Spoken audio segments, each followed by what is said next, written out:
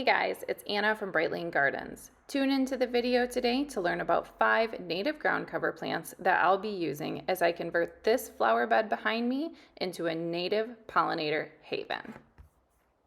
This flower bed that you're looking at behind me is actually a pond. You can't see it because it's so overgrown right now, but I'm working on clearing everything out and replacing those plants with native plants. There are of course a couple exceptions. I am going to leave in my magnolia tree behind me. I have a Japanese maple off to the right that I'll show you as well.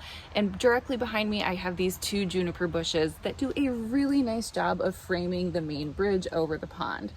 These plants are really well established, they're non-invasive, and they're healthy, so I'm gonna leave those in the ground. Everything else has to go, and it will be replaced by a native alternative. Today, I'm focused on adding my native ground covers so I can start to suppress some of these weeds that have popped up, and of course, outgrow some of the grass that has snuck up in between my rocks. We're working with 5 different ground covers today, and a lot of times when people mention ground covers, they're thinking of a really low-growing, mat-forming plant that can act as a weed fabric replacement. And while those do make good ground covers, there's a lot of different plants of different heights that can make an excellent alternative to weed fabric and can help suppress some of those weeds that pop up in between our plants. So today we do have a couple really low growing ground covers that we're going to review, but we have a couple oddballs too, and one of them gets over 2 feet. So stay tuned and you'll learn about all the 5 different ground covers that we'll be using in this flower bed behind me. So a few things about this area. The pond behind me is a man-made pond, which means that the soil is not naturally moist. There is a liner there that's filled with water, but the soil around it is pretty average in terms of moisture. I do have built-in irrigation over here, but we never run it. It is going to be an advantage for my freshly planted plugs, but my goal is to have a native garden plot that requires little to no maintenance and certainly no man-made irrigation. So the plants that I've selected today are somewhat drought tolerant or will be close enough to the pond water that they shouldn't need any supplemental irrigation once they're established this year. Another thing to know about this garden bed, this is a part sun, part shade area. As you can see, I'm in the shade now. There's a very large oak tree behind me that does cast a shadow for the majority of the day on this side of the pond. The opposite side over there clearly does get some sun, although it is afternoon sun. So when I'm selecting my plants today, I am going to be looking for something that can handle really that partial sun, partial shade. Some of it should be more tolerant for full shade. That'll go on this side of the plot, and the other that is more tolerant of full sun will go on that side of the plot. Let's go behind me. We'll start with some of our shadier ground covers and we'll move to the sunnier side of things.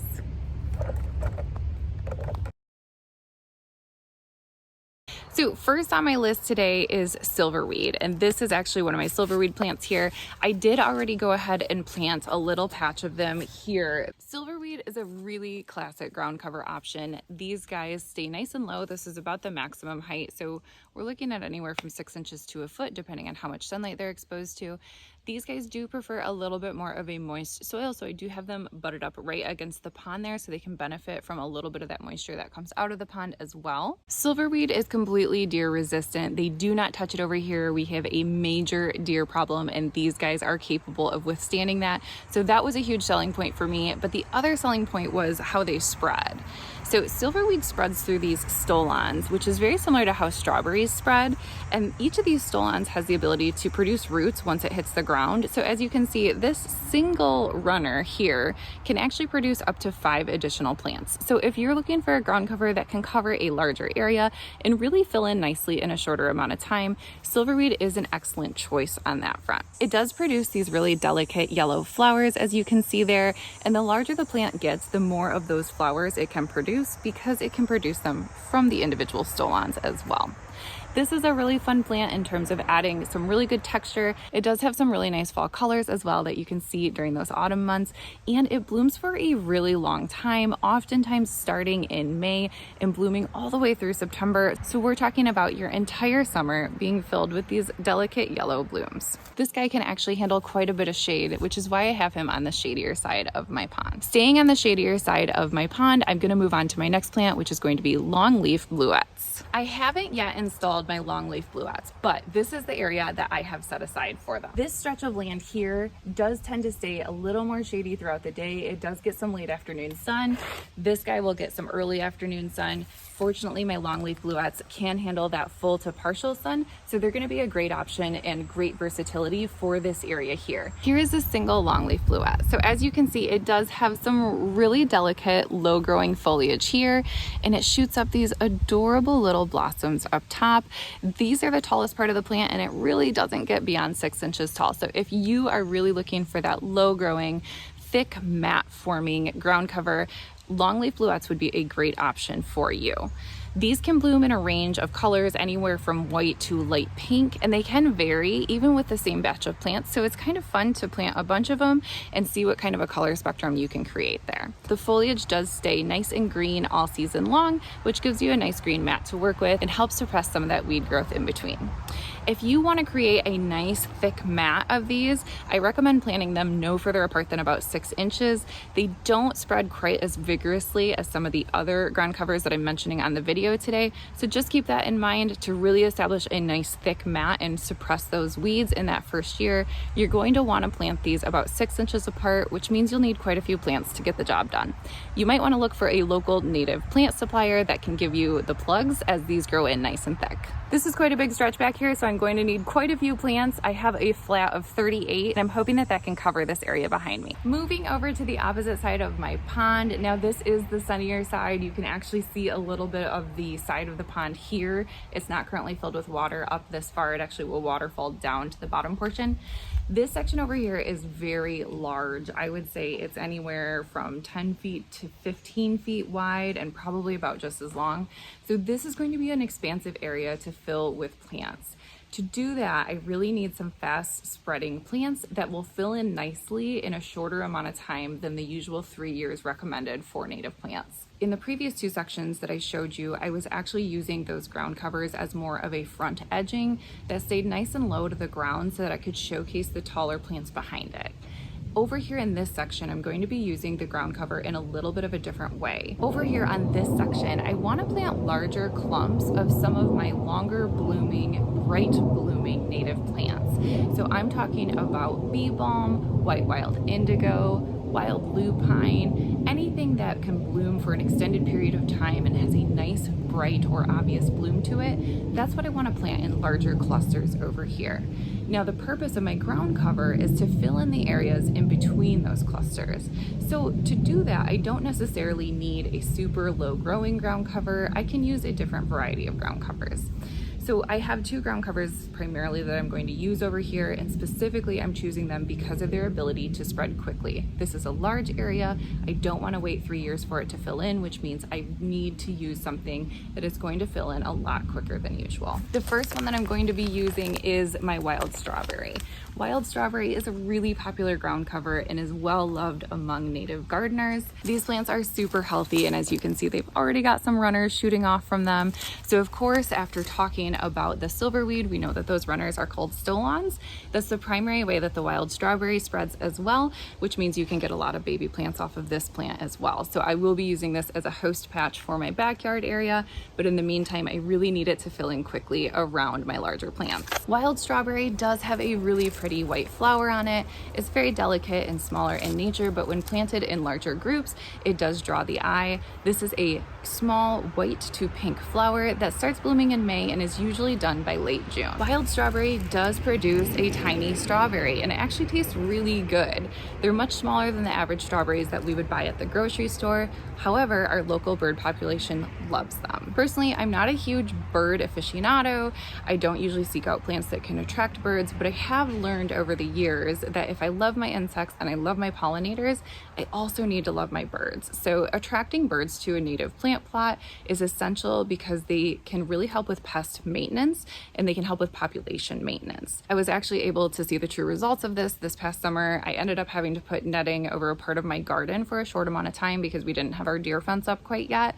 And I had a total pest outbreak on several of my raised beds, and it was because the birds couldn't get to them to control those pests. So I won't make that mistake twice. I'm super eager to draw birds to this specific area, and I think overall they're going to help create a really lively ecosystem in this general pond area. The other ground cover that I'm going to use in this area is an unusual one. This is called prairie sage, and prairie sage is certainly not one of the plants that most native gardeners are like, oh my gosh, I have to get my hands on that. However, I do think it's underrated because it actually adds a lot of unique light green color to your patch that can offset a lot of the dark greens that you have. And it's a host plant for the American lady and the painted lady butterflies. Similar to your milkweeds, this is an essential plant when it comes to maintaining butterfly populations. Prairie sage does bloom. It blooms later in the summer, typically starting around late July or early August and blooming all the way into fall. It's an underwhelming bloom. It's a very delicate pale white color, almost green, and it's hard to notice unless you're up close. However, the actual color of the foliage is what I think draws the eye the most to this plant. This is certainly more of a frosty green or a silver green, and it really offsets a lot of the brighter greens that you might have out in your plot. So the foliage itself, I think, is the decoration to this plant. Prairie sage is a form of sage, so when you crush the leaves, it does smell like an herb, and that in itself will deter deer from your area. They will not touch this at all, which is super nice. So you can grow a nice large patch of this and the critters really won't come anywhere near it, but the butterflies will love it. The primary reason I'm choosing prairie sage for this area over here is because it's a host plant for those butterflies. I like that it's a lighter green color compared to my other foliage, and these guys spread prolifically. And when I say prolifically, I mean these will be spreading out before the season is even up. So if you have a wide open meadow space, if you have a full sun area that really needs a lot of plants to cover it, prairie sage would be a really good addition to your offering, probably along with yarrow. Those two plants by themselves could fill out a large space in a very small amount of time. Let's move on over to our sunniest side of the pond and we'll talk about our full sun ground cover.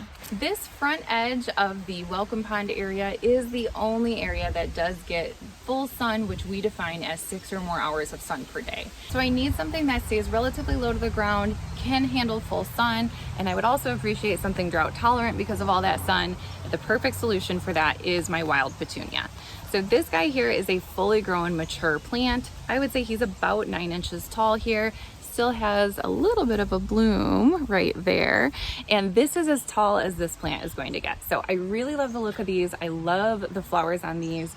This has an exceptionally long bloom time as well. It can start blooming in early May and will bloom all the way through the end of the summer. So you're talking about all summer filled with beautiful, delicate purple blooms. An added benefit of the wild petunia is the shape of these flowers here. They attract hummingbirds, long-tongued bees, and a lot of different kinds of butterflies. So we can have a nice variety of pollinators come to this pond and feed on these flowers, and it just adds a lot of diversity in general to this area. Using ground cover plants as a method of weed suppression is an excellent alternative to using weed fabric, which, as we all now know, it can really degrade the quality of your soil and just interrupts that natural process overall. So using a variety of ground covers in lieu of that, and just to help you with a lower maintenance garden project, is a really good approach to native gardening. I hope that you got some ideas from this video today, and if you want to learn any more information about the 5 native plants that I mentioned, I did write up an article on this specific project that I'm doing, so I'll link that in the description below, and that'll go through their growing requirements for each of these plants, their heights, how far away to plant them, some of their selling qualities like pollinator friendly, deer resistant, all of that type of stuff. That'll be in that link below. Another thing that I encourage you to do is get a native gardening book for your state, and I'll link some of my favorite ones in the description below. I have one for gardening with native plants in the state of Michigan. It's been a Bible to me. I reference it every day for every single project that I'm working on. So if you can find a good guidebook like that for your own region, that's a really great place to start when you're tackling a larger native plant project like the one behind me. Anytime you are gardening with native plants, we typically recommend a 3-year project plan. In that first year, you're planting your plugs or your mature plants, and your only goal in that first year is just to successfully get that plant to establish. That second year, you're starting to see the plant spread out a little bit more. You'll start to see blooms on anything that didn't bloom in that first year. And that third year is when you finally get to relish in the beauty of that native plot. So anytime you're working with native plants, it's never an instant gratification. However, you can rest assured that you're doing something that's so amazing for your local ecosystem and your local community as a whole. I love talking about native plants. I love working with native plants. Anything to do with native plants, I love it. So if this is a topic that interests you as well, or if you live in the Midwest and want to learn more about getting started with native plants, go ahead and subscribe to our channel and set up your alerts so that you know when the next video drops. I primarily base my videos around the plants that we sell here at Bright Lane Gardens, as well as the native plots that I am rewilding or converting back to native plants in my own yard. So wherever you are in your native plant journey, I hope that you can use this channel as a resource while you continue to grow. As always, I sure do appreciate you spending the time on our channel today, and I hope to catch you next time. Bye-bye.